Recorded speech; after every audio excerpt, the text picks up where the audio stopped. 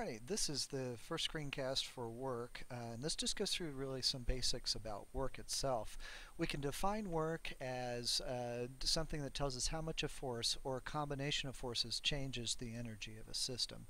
So it's really the bridge between force, which we remember is a vector, and energy, which is a scalar. So we can look at those two things.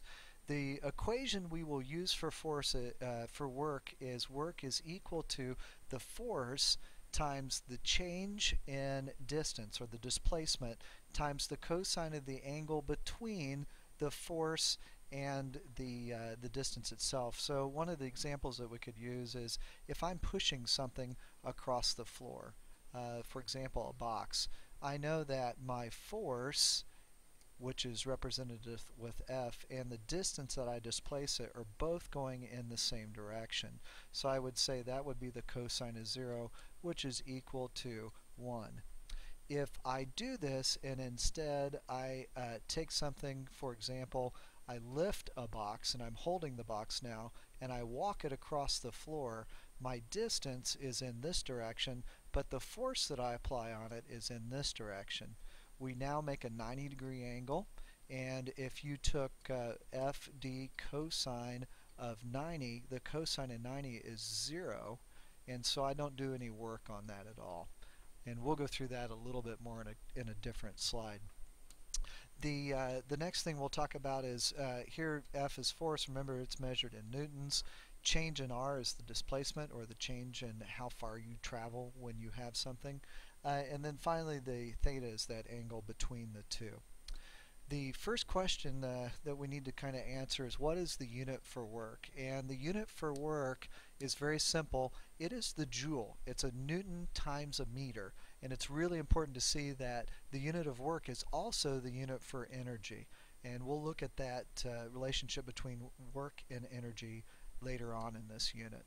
1 joule of work is done when 1 Newton acts on a body moving at a distance of 1 meter. For the British system, we use the foot-pound. We won't use that in here, but that's just kind of for your information. And then another system that they use is the centigram, gram, and second system, and that is an erg. And an erg is a dyne times a centimeter. We don't use that one either in Physics B.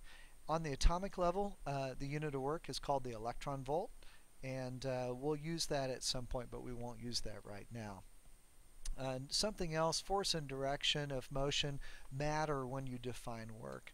For example, there's no work done by a force if it causes no displacement.